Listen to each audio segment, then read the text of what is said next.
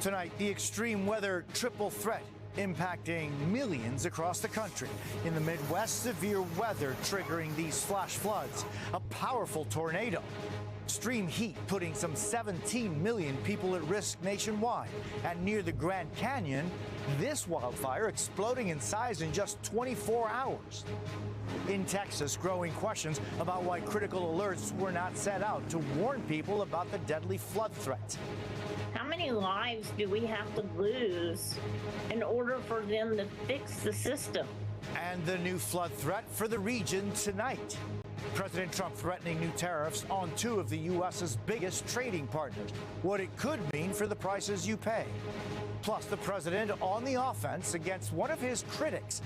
The new threat he is making against Rosie O'Donnell. Turmoil over the Epstein investigation. The White House facing more pressure from some of its own supporters as questions swirl about whether the FBI's deputy director could step down.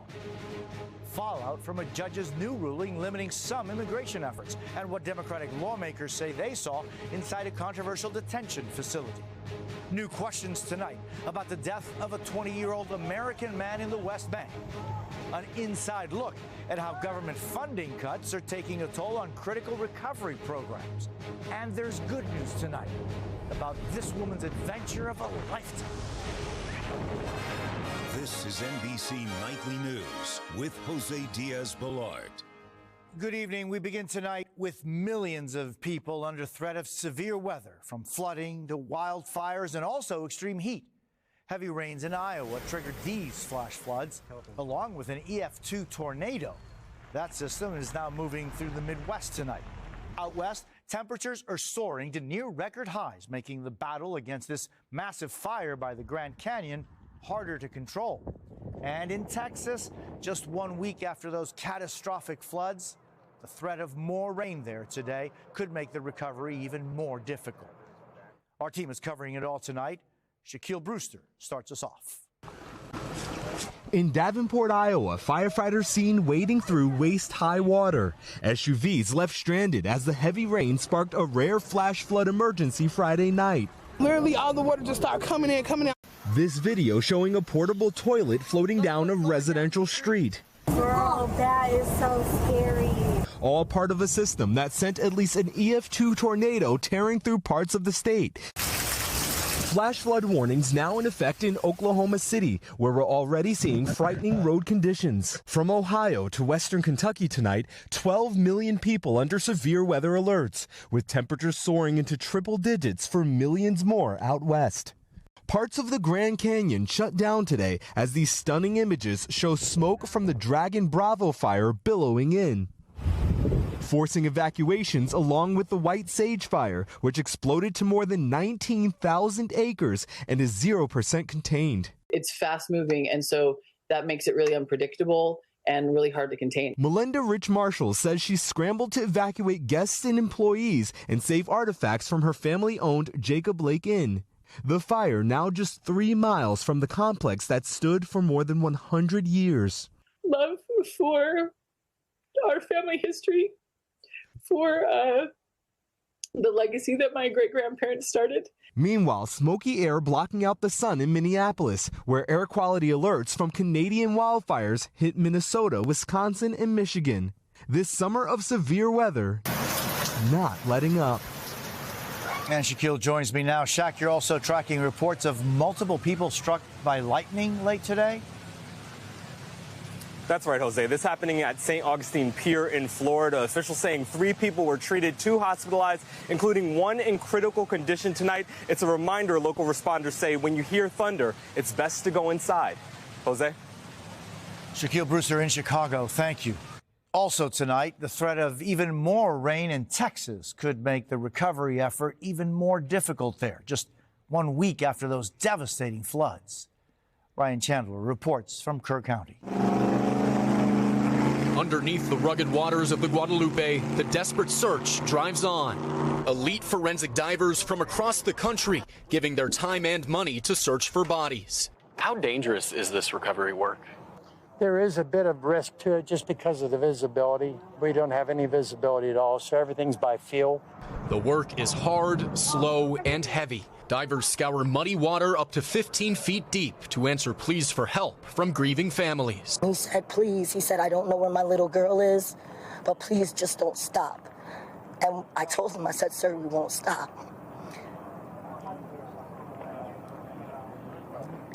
She went home.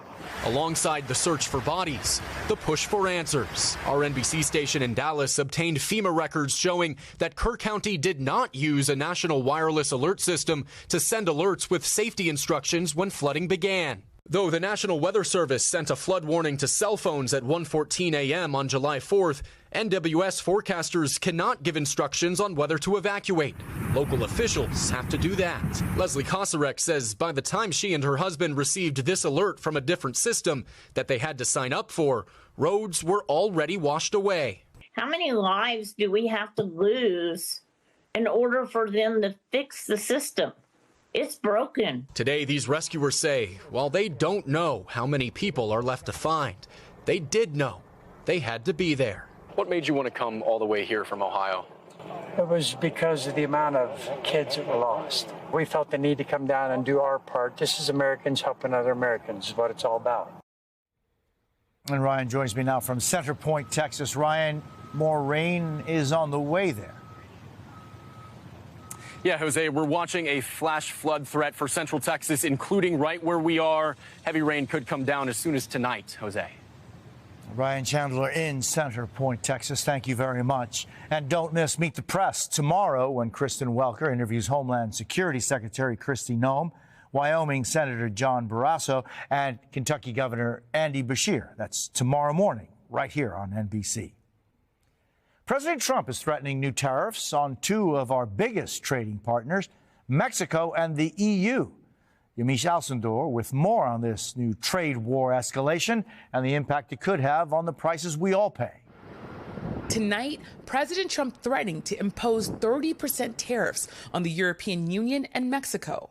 In a letter to the president of the European Commission, President Trump writing, "We have concluded that we must move away from these long-term, large and persistent trade deficits." The European Commission president responded, saying they could retaliate with more tariffs.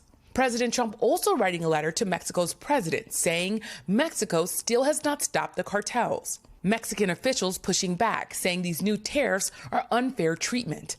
Consumers and businesses should be concerned because there is no time to bring products in early to offset the incoming tariffs. Everything is going to cost more over time. As the president deals with international tension, there is also fighting within his administration.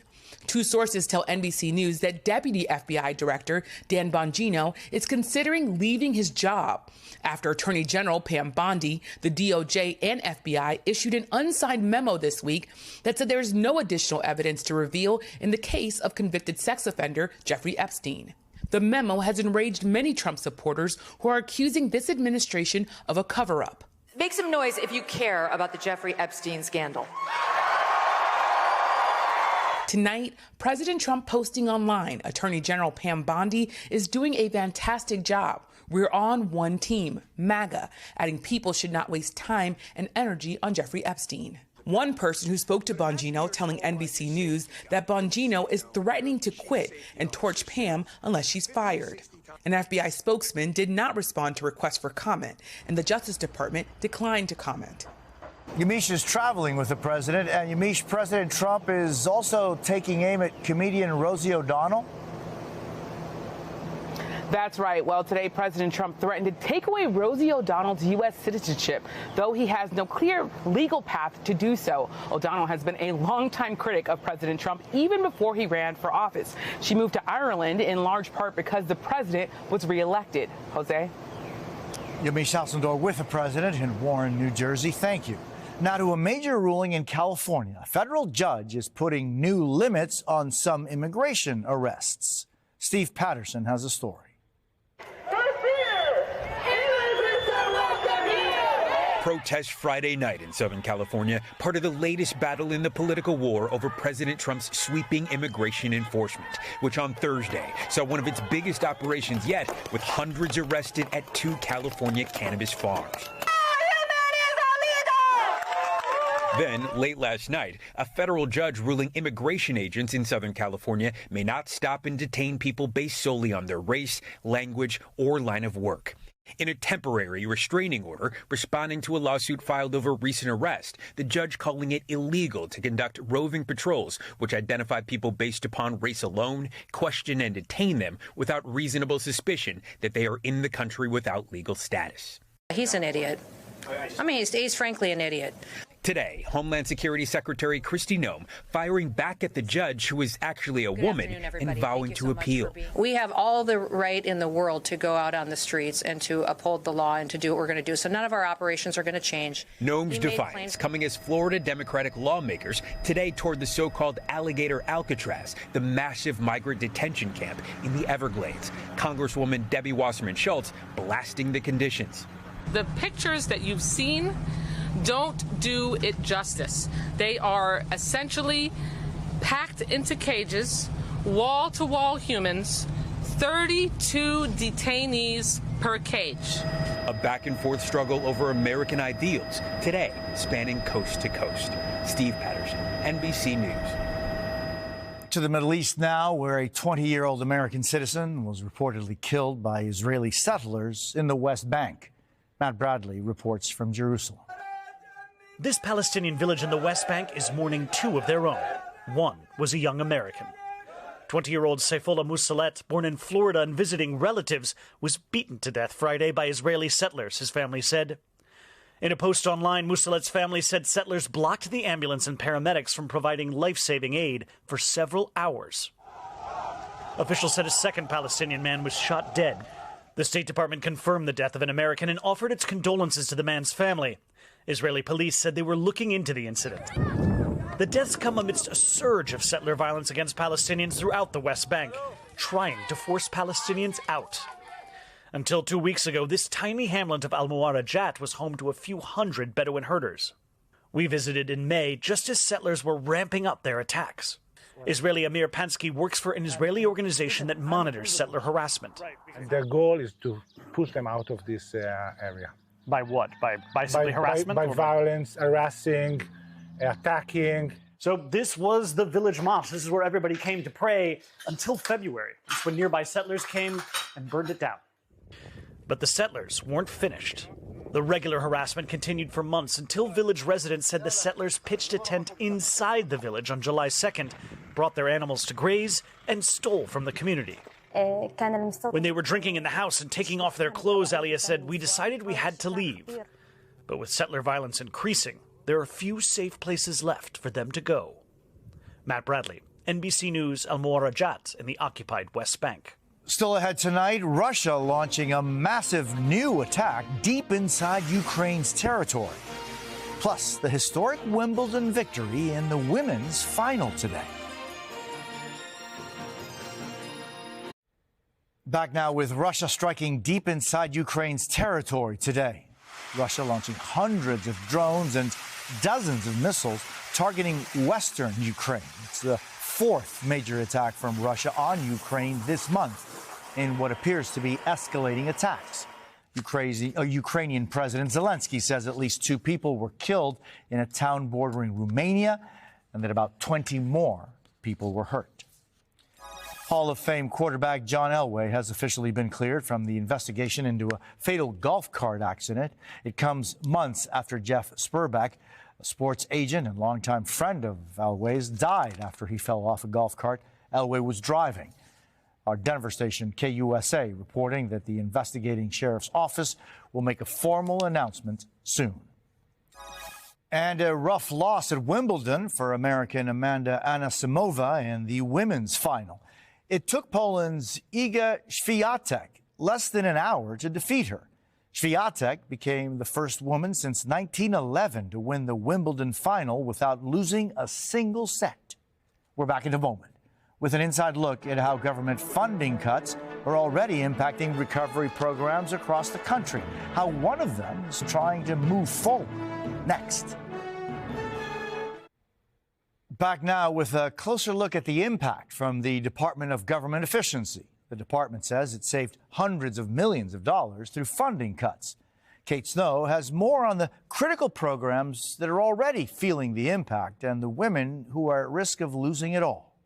At Fresh Start in Columbia, Tennessee, women in recovery live in group homes, finding a new path. Says, I am creating something new in you. Deidre Campbell is the executive director. The purpose is to build community. But back in March, Fresh Start learned a federal grant for prevention and treatment of substance abuse was being eliminated by the Trump administration, part of more than $1 billion in Department of Government efficiency cuts nationwide to streamline spending and consolidate public health programs. Campbell says they lost about a quarter of their budget. Were you worried that you might have to shut down? It's always a fear, and it still is. Suddenly, they couldn't afford the 5 houses they rented and had to close one down. We had a storm come through, and this tree fell. Oh, my gosh. And now at this house, they can't afford repairs. Beth has been a resident for almost 8 months after 20 years of using opioids. You've had Narcan used on you to revive you. Multiple times. 13 times in 1 week. Now she works the 4 a.m. shift at a convenience store. Can you describe for me what it's been like to be in this program? A lot of love. A lot of support. I haven't had a job in 20 years. And I found a boss that is wonderful. Fresh Start used to provide groceries for everyone, but with the budget cut, residents like Beth have to buy their own. Are you cutting back on how much you're eating? Mm-hmm. She worries what would happen if the program continues to shrink. I won't have anywhere to go. And then I would lose my job. And then what? Back on the streets. If you had to leave, do you worry that you would relapse? Yeah. I probably wouldn't live. I don't have another relapse in me. I'm 43 years old. This has got to end. You're doing all the work to end it. I see a very strong person sitting with me. That's what I see. The Department of Health and Human Services told NBC News essential mental health and substance use programs continue. But Beth says she doesn't understand decisions being made in Washington. What would you say to the folks that make these decisions? We're worth it. Like, we could all become something. We just need to have a chance. Kate Snow, NBC News, Mount Pleasant, Tennessee. When we come back, there is good news tonight about 2 hero police officers who stepped up big time when this mother needed them most.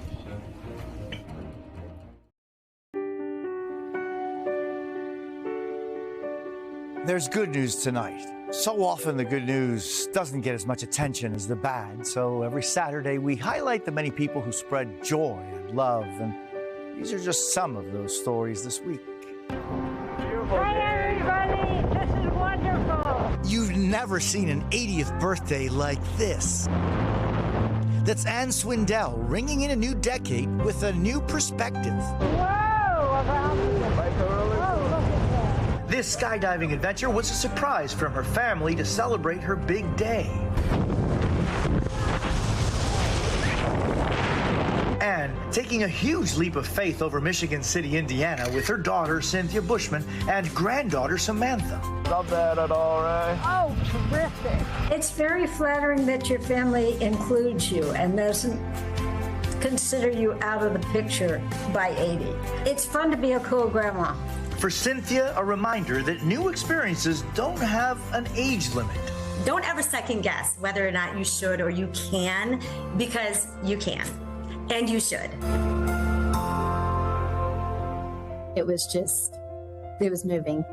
I was shocked. For Meredith Hendershot, a massive show of support. When she began losing her hair during cancer treatments, her husband, Perry County Sheriff's Deputy Reese Hendershot, decided he would shave his head too.